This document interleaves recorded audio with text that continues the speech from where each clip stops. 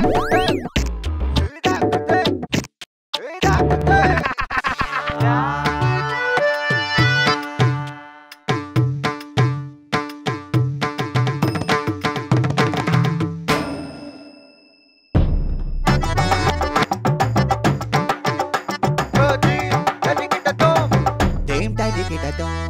നമസ്കാരം.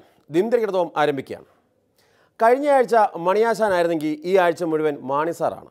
ഈ സാറന്മാരും ആശാമാരും ഒക്കെ ഇങ്ങനെ തുടങ്ങിയ പിന്നെ നമ്മൾ എന്നാ ചെയ്യാനാ? ഊള തമാശകൾ പറഞ്ഞ് ഈ മഹത് വ്യക്തിത്വങ്ങളെയൊന്നും ഹാസ്യവൽക്കരിക്കുന്നത് എപ്പോഴും കരുതും. പക്ഷേ എന്നാ ചെയ്യാനാണേ? ലോക കോമഡികളല്ലേ എല്ലാവരും പറയുന്നത്. അപ്പോൾ നമുക്ക് തുടങ്ങാം. അതിനു മുമ്പ് ബീഹാറിൽ നിന്നൊരു വാർത്ത കേട്ടു. സമ്പൂർണ്ണ മദ്യനിരോധനം നടപ്പാക്കിയ അവിടെ പോലീസ് സ്റ്റേഷനിൽ സൂക്ഷിച്ചിരുന്ന വ്യാജമദ്യം 9 ലക്ഷം ലിറ്റർ ഇപ്പോൾ കാണാനില്ല. പോലീസ് സ്റ്റേഷനിലെ എലി കുടിച്ചു പോയതാണെന്നാണ് DGPയോട് പോലീസുകാർ പറയുന്നത്. അപ്പോൾ ടച്ചിങ്സ് ഇല്ലാതെ കള്ളടിക്കുന്ന എല്ലാ എലികൾക്കും അഭിവാദ്യം അർപ്പിച്ചുകൊണ്ട് തുടങ്ങാം. DGP സെൻകുമാറിനെ പോലീസ് ചീഫാക്കാൻ വൈകുന്നത് എന്താണെന്ന് സുപ്രീം കോടതി. ഓരോ ഫയലും ഓരോ ജീവിതമാണെന്ന് നാട്ടുകാരെ പഠിപ്പിച്ച നമ്മുടെ മുഖ്യമന്ത്രിയോടാണ് ചോദ്യം.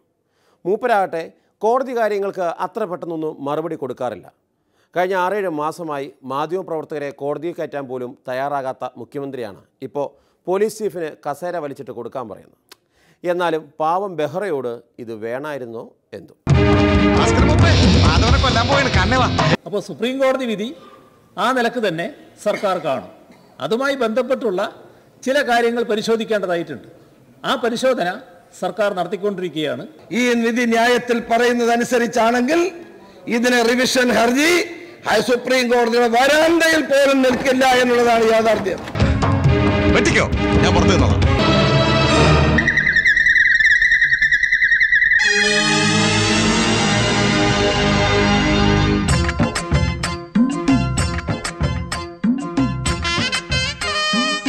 പുരുഷട്ടാ, ആളെ മനസ്സിലായില്ലേ? നമ്മുടെ പിള്ളയച്ചൻ ഭഗീരഥൻ പിള്ള. നമസ്കാരം. സുപ്രീം കോടതിയുടെ വിധിയിൽ വ്യക്തത വരുത്തിക്കൊണ്ട് ഒരു ഹർജി സംസ്ഥാന ഗവൺമെൻറ് സമർപ്പിച്ചിരുന്നു. എന്നാൽ ആ വ്യക്തത വരുത്തണമെന്നാവശ്യപ്പെട്ടുകൊണ്ടുള്ള ഹർജി നിഷ്കരണം സുപ്രീം കോടതി തള്ളിയിരിക്കുകയാണ്. മാത്രമല്ല 25,000 രൂപ കോടതി ചെലവിന് നൽകണമെന്നുമാണ് സംസ്ഥാന ഗവൺമെന്റിനോട് അഭ്യർത്ഥിച്ചിട്ടുള്ളത്. പിള്ളേച്ചനെന്താ വെട്ടുകത്തിയൊക്കെ ആയിട്ട്? വെറുതെ ഇതുകൊണ്ടിപ്പം ചീമക്കൊന്നയുടെ കൊമ്പോ അടിക്കാട് വെട്ടാനോ കൊള്ളാം. തീരെ മൂർച്ചയില്ല. നല്ല മൂർച്ചയുണ്ട്, വെട്ട് പിള്ളേച്ച. എന്നാ ഞാൻ പോയി അടിക്കാട് വെട്ടി വെച്ച് വരാം. ഹർജി എന്ന് പറയുന്നത് നിയമപരമായിട്ടുള്ള ഒരു എക്സർസൈസ് അല്ലേ ഗവൺമെന്റിന്റെ? അതെന്തിനാ അത് വേണ്ടെന്ന് വെക്കുന്നത് നമ്മള്? കാരണം 25,000 രൂപ സംസ്ഥാനത്തെ ജനങ്ങളുടെ പണം ഇപ്പോൾ കോടതി കെട്ടിവെക്കേണ്ട സ്ഥിതിയിലേക്കാണ് എത്തിയിരിക്കുന്നത്. സാധാരണ നിലയിലുള്ളതാണ്. ഒരു പെറ്റീഷനുമായി ബന്ധപ്പെട്ടുകൊണ്ട് പെറ്റീഷൻ ഡിസ്മിസ് ചെയ്യുന്ന സമയത്ത് അതിന്റെ കോസ്റ്റ് കൊടുക്കാൻ വേണ്ടി പറയൂ. ഇവിടെ വല്ലാത്തൊരു ചൊറിച്ചില്. ഒന്ന് ചൊറിഞ്ഞേ പുരുഷട്ടോ. ഒരു വെടിക്കൊള്ള ഉണ്ടാക്കാ തോക്കലുണ്ടാവൂല്ലേ? നിറച്ച തോക്ക ചൊറിയാം. താഴെ താഴെ താഴെ. ഈ പൊല്ലാപ്പുരമെല്ലാം പോകേണ്ട വല്ല കാര്യമുണ്ടോ? അന്ന് തന്നെ സുപ്രീം കോടതി ഉത്തരവ് നടപ്പാക്കിയാൽ പോരെ? ഇതാരോടുള്ള വിരോധമാണ്? എന്തിനാണ് ഇത്ര വലിയ ധാർഷ്ട്യം? മുഖ്യമന്ത്രിയുടെ ധാർഷ്ട്യത്തിന് ഏറ്റവും വലിയ തിരിച്ചടിയാണിത്.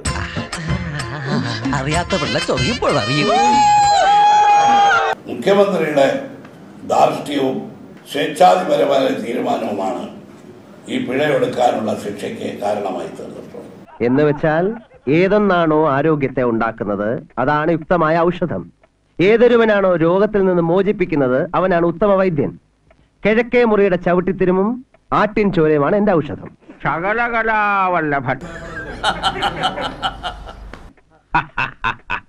പക്ഷെ വകരരുവ് വട്ടപൂജ്യം താൻ പോയി വകരരുവ് പഠിച്ചിട്ട് ക്ലാരിഫിക്കേഷൻ ചോദിച്ചത് ക്ലാരിഫിക്കേഷൻ ചോദിക്കാനുള്ള ഗ്രൗണ്ട് ഉണ്ട് എന്നുള്ളത് കൊണ്ടാണ് ബഹുമാനപ്പെട്ട സുപ്രീം കോടതി അത് സ്വീകരിച്ചിട്ടില്ല. സാധാരണ നിലയിലുള്ളൊരു പ്രക്രിയല്ലേ അത്. അതിൻ്റെ അകത്ത് അപ്പുറത്ത് എന്താ ഉള്ളത്? അയാളെ വീഴ്ത്താൻ ഞാൻ പോയാലേ ശരിയാവുള്ളൂ, വേറെ ആരും പോകണ്ട. എന്തൊരു ബഹളമായിരുന്നു.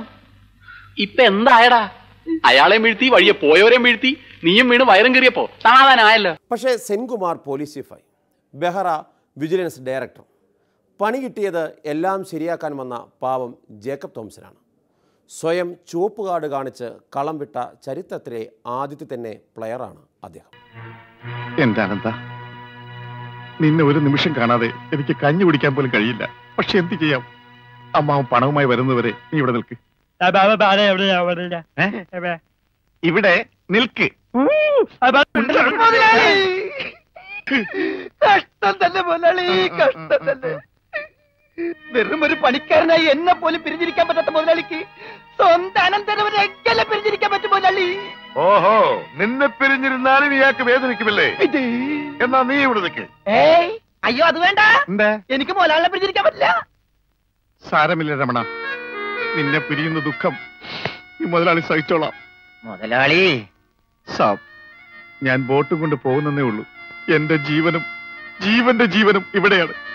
ഞാനിതെങ്ങനെ സഹിക്കും? അങ്ങനെ ഇരിക്കും എന്നോട് കളിച്ചാൽ. ഞാൻ പോയി വരട്ടെ മക്കളെ. 2-ാം തീയതി വരാം. ഏത് മാസം? എല്ലാ മാസവും 2-ാം തീയതി ഉണ്ടല്ലോ. ഞാൻ വാക്ക് കൊടുത്തുപോയി. വാക്ക് കൊടുത്ത്. തുടർച്ചയായ തിരിച്ചടികൾ ആരെയും അന്ധവിശ്വാസിയാക്കും. സർക്കാരിൻ്റെ സമയം തീരെ ശരിയല്ലെന്ന് പ്രതിപക്ഷത്തിന് വരെ തോന്നിത്തുടങ്ങി. കാരണം എന്ത് ചെയ്താലും ഒരു കുരിശാകുവാണ്. മരുമോനൊരു ജോലി വാങ്ങിക്കൊടുത്താൽ കുഴപ്പം, ഫോണിൽ സ്വകാര്യ സംഭാഷണം നടത്തിയാൽ കുഴപ്പം, എന്തിന് മണിയാശാനൊന്ന് മൂളിയാൽ മതി, അപ്പം കുഴപ്പം. ചുരുക്കത്തിൽ ശത്രുക്കൾ പറയുന്ന പോലെ പിണറായി സർക്കാരിന് അത്ര നല്ല സമയമല്ലെന്നാണ് തോന്നുന്നത്. ഇത് തിരിച്ചറിഞ്ഞ ജ്യോതിഷികൾ നൽകുന്ന ഉപദേശം സർക്കാർ കേൾക്കണം. എന്തായാലും മുഖ്യമന്ത്രിക്ക് കുറേ ഉപദേശകർ ഉണ്ടായിട്ടും സർക്കാരിന് അധോഗതിയാണ്. അപ്പോൾ പിന്നെ പ്രതിപക്ഷത്തിൻ്റെ ഉപദേശം കൂടി അങ്ങ് കേട്ടേക്കാം.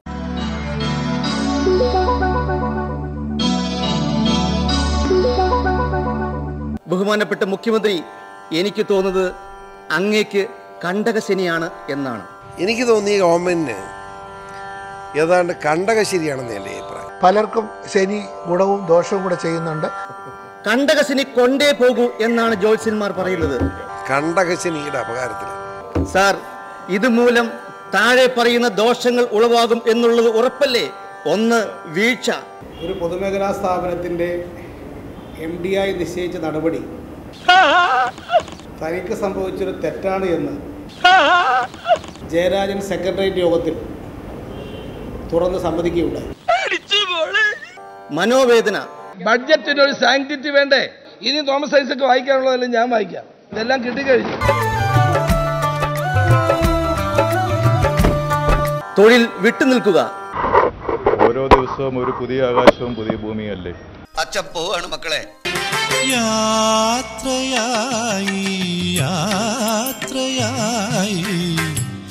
ധനനഷ്ടം. പക്ഷെ ഇത് പരിഹരിച്ചില്ലെങ്കിൽ അതീവ ഗുരുതരമായ സാമ്പത്തിക പ്രത്യാഘാതം സൃഷ്ടിക്കും. തോൽവി. ഭരണപരാജയം.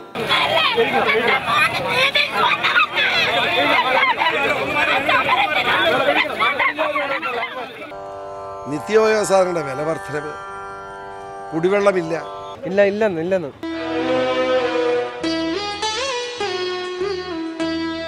ഇതിപ്പോ നിലവിൽ കിട്ടാത്തതിന്റെ പേരിൽ 700-800 രൂപ കൊടുത്തിട്ട് ആൾക്കാർ 1 ലിറ്റർ വരെ മേടിച്ച് കഴിക്കുന്നത്.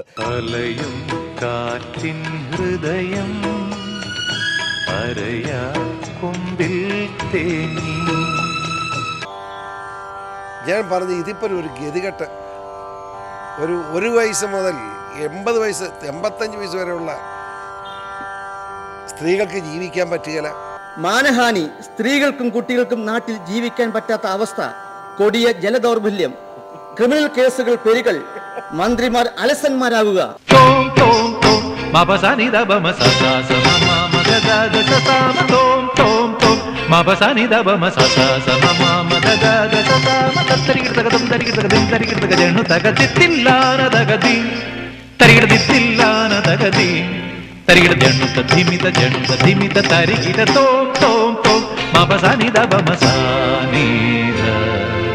മണി കെണിയാകുക. പെമ്പിളെ ഒരുമ നടന്നു. അന്നും കുടിയും സകല വൃത്തികളും നടന്നിട്ടുണ്ട് അവിടെ. ആ വനത്തിൽ അടുത്തുള്ള കാട്ടിലായിരുന്നു പണി എന്ന്. ഇതിപ്പോ ഒരു ഗതികേടാണ്. എന്ത് പറ്റിയെന്ന് ചോദിച്ചാൽ ഇത് കണ്ടകശനി തന്നെയാണ്. അലസത, അഹങ്കാരം എന്നിവയാണ് ഇതിന്റെ പ്രധാന ലക്ഷണങ്ങൾ. സാർ, ഇതിന് പ്രതിവിധിയുണ്ട്. ഇത് തൽക്കാലത്തേക്കെങ്കിലും തരണം ചെയ്യണമെങ്കിൽ ചില പ്രതിവിധികൾ കൂടി ഞാനിവിടെ പറയുകയാണ്. ശനിയാഴ്ച ഉപവസിക്കണം. ഇരുമ്പിന്റെ മോതിരം കയ്യിൽ ധരിക്കുക. മന്ത്രി മണി അതിന്റെ ആവശ്യമില്ല. ഇരുമ്പിന്റെ താക്കോൽ കൂട്ടം പിടിച്ചാലും മതി. പ്രതിപക്ഷത്തെ കേൾക്കുക.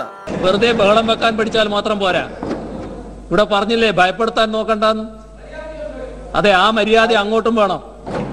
ആദ്യം മര്യാദക്ക് സംസാരിക്കാൻ ശീലിക്കണം. ഞാൻ ചോദിക്കട്ടെ, നമ്മുടെ കോടിയേരി 5 വർഷം ആഭ്യന്തരം കൈകാര്യം ചെയ്തിട്ട് ആരും പരാതി പറഞ്ഞില്ലല്ലോ.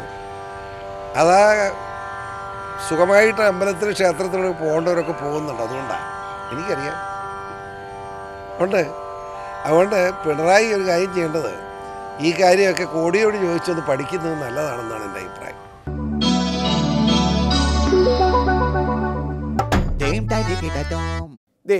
ഇത്രയും കാലം മാണിസാറ എന്ന് വിളിച്ച നാവുകൊണ്ട് വേറെയൊന്നും വിളിപ്പിക്കരുതെന്ന താക്കീതാണ് കോട്ടയത്തെ കോൺഗ്രസ് നേതാക്കൾ പറയുന്നത്.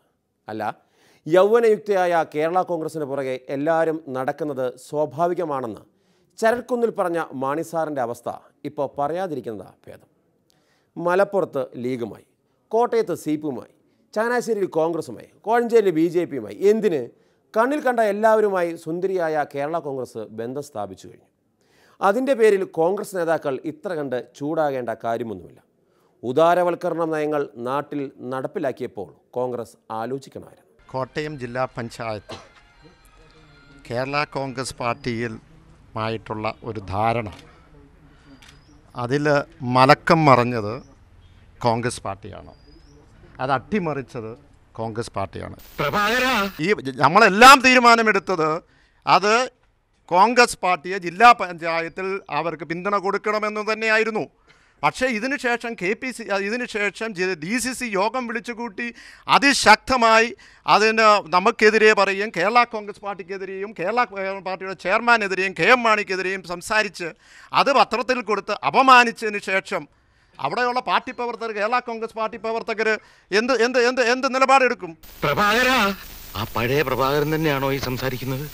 DCC യോഗത്തിൽ കേരള കോൺഗ്രസ് വിമർശിക്കുന്നത്, അദ്ദേഹം ഒരു കാര്യം മനസ്സിലാക്കണം. കോൺഗ്രസ് പാർട്ടി എന്ന് പറയുന്നത് DCC യോഗമാണെങ്കിലും നേതാക്കന്മാർക്ക് ഓശാന പാടുന്നവരല്ല കോട്ടയം കോൺഗ്രസ് പ്രവർത്തകന്മാർ. വിമർശനങ്ങൾ ഉണ്ടാകും, അഭിപ്രായം പറയും, കോൺഗ്രസ് നേതാക്കൾ വിമർശിക്കും. പിന്നെ അല്ലേ KM മാണിയും ജോസ് കെ മാണിയും? അല്ല, ഇത് അപമാനിക്കപ്പെട്ടാൽ കേരള കോൺഗ്രസ് പാർട്ടി മിണ്ടാതിരിക്കുവോ? കലിപ്പ് തീരണില്ലല്ലേ? ഞാൻ ചോദിച്ചു, കേരള കോൺഗ്രസ് പാർട്ടി ചെയ്തത് എന്താണ്? ചരൽക്കുന്നിലെടുത്ത തീരുമാനം എന്ന് പറയുന്നത് കേരള കോൺഗ്രസ് പാർട്ടിക്ക് കഴിഞ്ഞ 5 വർഷക്കാലം UDF സർക്കാരിൻ്റെ കാലത്ത് മുറിവേറ്റിട്ടുണ്ട്. പക്ഷേ ആ മുറിവേറ്റതിന് ശേഷം ഒരു പുലഭ്യവും കേരള കോൺഗ്രസ് പാർട്ടി ഒരു വേദിയിലും പറഞ്ഞില്ല. പാർട്ടി ചെയർമാനും അത് തന്നെയാണ് പറഞ്ഞത്. പക്ഷേ അതിനുശേഷവും ആ മുറിവിൽ പിന്നെയും മുളക് പരട്ടുന്ന രീതിയിലേക്കുള്ള സംസാരവുമായിട്ട് പോകുന്നു എന്നുള്ളതാണ്. വിമർശനം ഉണ്ടായാൽ ഈ 4 ചൂടുകൾക്കുള്ളിലാണ്. പക്ഷെ ഉണ്ടാകാത്ത വിമർശനം, നടക്കാത്ത ചർച്ചകൾ ഉണ്ടെന്ന് പറഞ്ഞ് കോട്ടയം DCCയെ പ്രതിക്കൂട്ടിലാക്കി ശ്രീ KM മാണി സാർ അല്ല, KM മാണി. ആ പഴയ പ്രഭാകരൻ തന്നെയാണോ ഈ സംസാരിക്കുന്നത്? കേരള കോൺഗ്രസ് എന്തോ കരാർ ലംഘനം നടത്തി എന്ന് പറഞ്ഞ് ഞങ്ങൾക്കെതിരെ ഇങ്ങനെ പ്രതിക്കൂട്ടി നിർത്തി ഞങ്ങളെ വിശ്വസിക്കാൻ കൊള്ളാത്ത കക്ഷിയാണ് എന്ന് പറഞ്ഞ് ഇപ്പം കോൺഗ്രസ് നേതാക്കന്മാരെ ഇറങ്ങിയിരിക്കുന്നത് മലർന്നു കിടന്ന് തുപ്പുന്ന തുല്യമാണ്. ചതിയൻ ചന്തു പോലും ഇത്രയും ചെയ്തിട്ടില്ല എന്നുള്ളതാണ് എൻ്റെ പക്ഷം. കോട്ടയം DCC ചോദിച്ചു വാങ്ങിയതായത്. കാരണം ഞങ്ങളെപ്പോഴും UDFിനോട് അന്ധമായ ഒരു എതിർപ്പോ അന്ധമായ ഒരു അകൽച്ചയോയില്ല. മാണിസാറിനെ പൂർണ്ണമായും സംരക്ഷിച്ചുകൊണ്ട് കൈവെള്ളയിൽ വെച്ചുകൊണ്ടാണ് നടന്നത് 5 വർഷക്കാലം. അതിനെ യാതൊരു മടിയും കൂടാതെ ലംഘിച്ച രാഷ്ട്രീയ വഞ്ചന എന്ന് പറഞ്ഞാൽ അത് ഏറ്റവും മിതമായ ഭാഷയാണ്. ഉമ്മൻചാണ്ടി സാർ ഉൾപ്പെടെയുള്ള കോട്ടയത്തെ കോൺഗ്രസ്സുകാർ ഒരു കാര്യം മനസ്സിലാക്കണം. ഒരവസരം കിട്ടുമ്പോൾ ഒരു പണി തിരിച്ചു തരുമെന്ന് മാണി സാർ പല വട്ടം പറഞ്ഞിരുന്നു. എന്തിന്? ദിനദരികടവും ആദ്യമേ ഇത് പറഞ്ഞിരുന്നു. സംശയമുള്ള കോൺഗ്രസ്സുകാർ ഇത് കേട്ടുനോക്കും. രാഷ്ട്രീയത്തിൽ ചില ചൂടുവെപ്പുകളൊക്കെ ഉണ്ട്. എടുത്തോ പിടിച്ചോ എന്ന് പറഞ്ഞിട്ട് ഒന്നും ചെയ്യരുത്. എല്ലാ വൈരാഗ്യങ്ങളും ചതികളും വഞ്ചനകളും ഉള്ളിൽ അങ്ങനെ ഒതുക്കി വെക്കണം. എന്നിട്ട് സമയം നോക്കി അതിൽ ഓരോന്നായി പ്രയോഗിക്കണം. ഈ സമയത്ത് നമ്മളെ കുത്താൻ വേറെ ആരെങ്കിലും നമ്മുടെ പിന്നിലുണ്ടോ എന്നൊരു കണ്ണു വേണം. അതുവരെ ദാ ഇങ്ങനെ ചിരിച്ച് ഇങ്ങനെ നിൽക്കണം. എങ്ങനെ ഇങ്ങനെ